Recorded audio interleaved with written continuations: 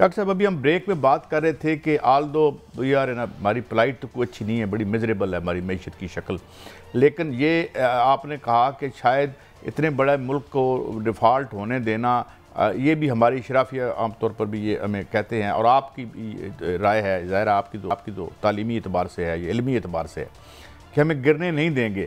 ہوگا کیا؟ ہم $27 بلین کہاں سے لائیں گے؟ ری اسکیجول ہو جائے گا یا کیا ہوگا؟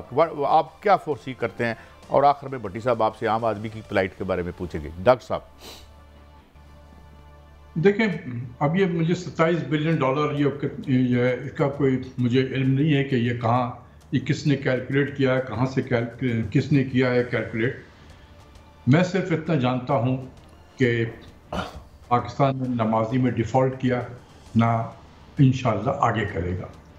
کوئی ملک ڈیفالٹ کرتا ہے تو جو ڈرائیونگ سیٹ پہ ہوتا ہے حکومت وقت، وہ اگر چاہے کسی ایجنڈے کے تحت اس ملک کو ڈیفالٹ قرار دینا تو ہو سکتا ہے، ورنہ کوئی اس طریقے سے ڈیفالٹ نہیں ہوتا ہے۔ میں اس کو بڑے سمپل انداز میں آپ کو اگر سمجھا دوں آپ کے ناظرین کے لیے بھی، کہ دیکھیں پاکستان تقریباً $2.5 بلین سے $3 بلین کا ہر مہینے ایکسپورٹ کر رہا ہے، اور تقریباً $2.5 بلین سے $3 بلین کے جو ہے وہ ریمیٹنس بھی ہمارے پاس آ رہا ہے۔ تو ہمیں 5 بلین سے 6 بلین کے درمیان میں جو فارن کرنسی ہے، فارن ایکسچینج ہے، وہ ہمیں مل رہا ہے ہر مہینے۔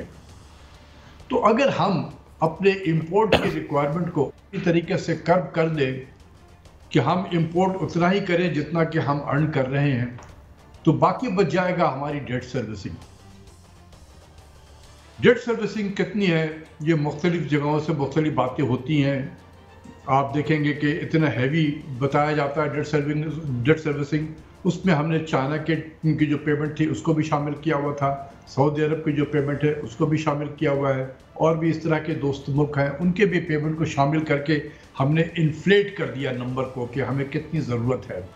پچھلے سال جو میں نے جون 2022 میں جو مالی سال ختم ہوا ہے، ہم نے تقریباً $15 بلین کے قریب ہماری ڈیٹ سروسنگ تھی ٹوٹل، جس میں سود بھی تھا اور پرنسپل اماؤنٹ بھی ملا کے تھا، 15 بلین تھا، ٹھیک ہے، 2021-22 میں۔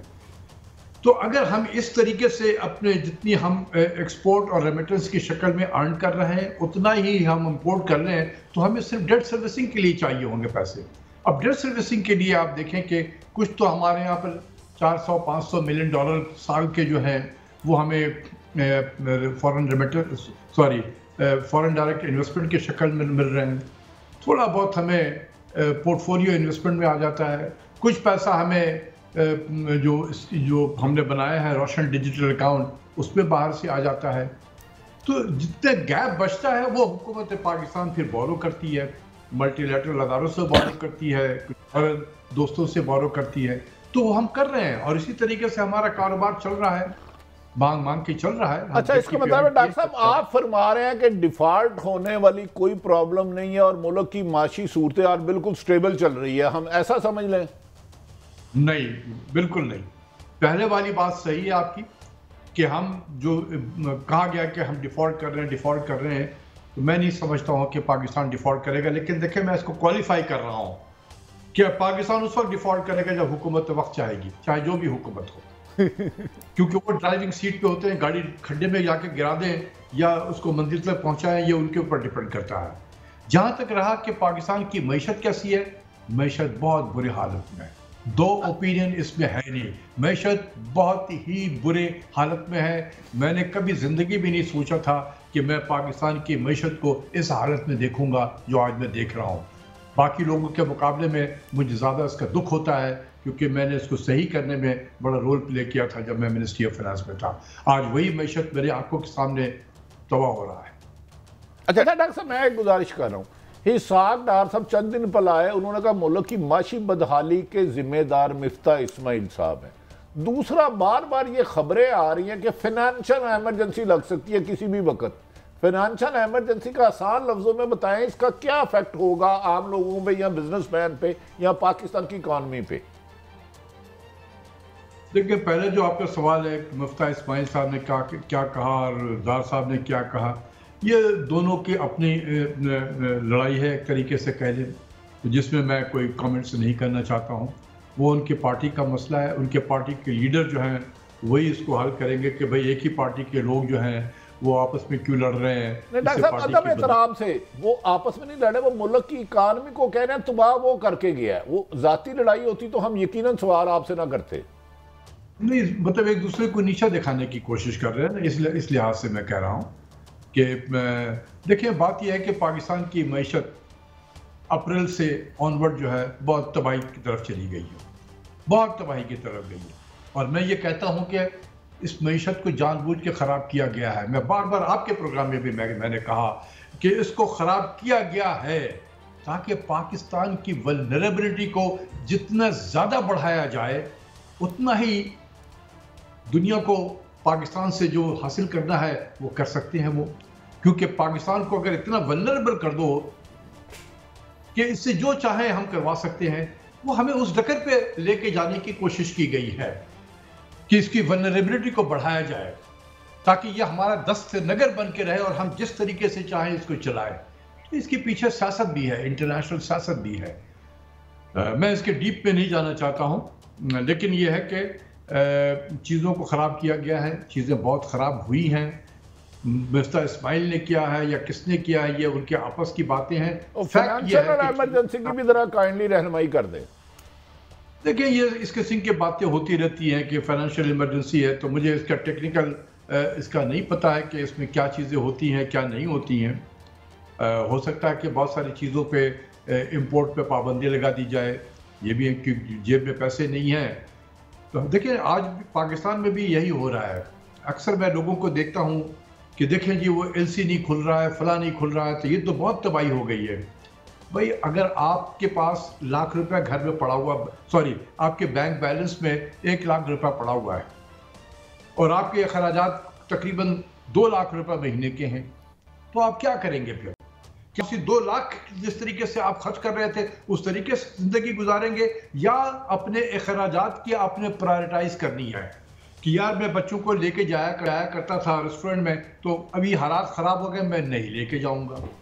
یا میں یہ کام کر رہا تھا اب یہ میں نہیں کروں گا کیونکہ اس وقت میری مالی حالت ٹھیک نہیں ہے. تو آپ اپنے آپ کو ایڈجسٹ کرتے ہیں کیونکہ آپ نے اسی 1 لاکھ روپے میں مہینہ گزارنا ہے. آپ 2 لاکھ کی طرح نہیں چل سکتے ہیں. تو اسی طریقے سے اسٹیٹ بینک کے پاس جب $7.5 بلین رہ گئے ہیں ریزرو ہمارے پاس میں، تو لوگ کیسے ایکسپیکٹ کریں کہ ملک کا کاروبار اسی طریقے سے چلے جب ہمارے پاس 19-20 بلین ڈالر کے ریزرو. آپ نے ایک فرمایا، اس کے بعد قائد صاحب کریں گے، کہ اپریل سے جو کرائسس آیا آپ نے زندگی میں نہیں دیکھے. اپریل سے لے کے آج دسمبر تک کتنا ملک کو لاس ہو چکا ہے آپ کے خیال میں جو نہیں ہونا چاہیے تھا؟ ابھی میں نے واقعی اس میں کیلکولیٹ نہیں کیا، صرف میں نے اتنا کیلکولیٹ ضرور کیا تھا کہ اپریل میں تقریباً اینڈ آف مارچ میں $11.5 بلین کے قریب ہمارا ریزرو تھا. $11.5 بلین. آج یہ $7.5 بلین پہ آ گیا ہے. تو آپ دیکھیں کہ $4 بلین تو ہم نے ریزرو لوز کیا. مطلب اپریل سے لے کے اب تک میں $4 بلین ہمارے ریزرو نیچے چلے گئے. لیکن تھوڑا اور میں پیچھے جاؤں، جو ہم کہا جاتا ہے کہ یہ رجیم چینج آپریشن جو ہے وہ تقریباً سپٹمبر وغیرہ سے شروع ہوا تھا 2021 سے. اس وقت تو ہمارے پاس $19 بلین سے زیادہ کا ریزرو تھا. اور وہ چیزیں چلتے اینڈ آف فروری میں جب یہ نو کانفیڈنس وغیرہ کی باتیں شروع ہوئی تو تقریباً $16.4 بلین ہمارا ریزرو تھا.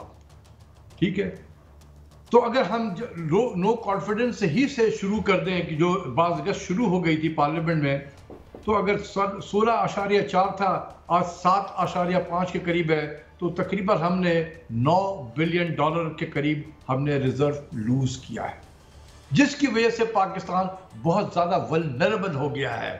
اگر یہ $9 بلین ہمارے پاس ہوتے تو ہم آج یہ بات نہیں کرتے کہ پاکستان ڈیفالٹ کرے گا اور یہ قیامت کا منظر ہم پیش نہیں کر رہے ہوتے. کیونکہ یہ ریزرو جو ہے $9 بلین کا ہم نے لوز کیا، جس کی وجہ سے پاکستان کی ولنریبلٹی بڑھ گئی ہے. اور یہی میں کہہ رہا ہوں آپ کو کہ یہ چیزیں خراب کی گئی ہیں کہ پاکستان کی ولنریبلٹی کو بڑھایا جائے.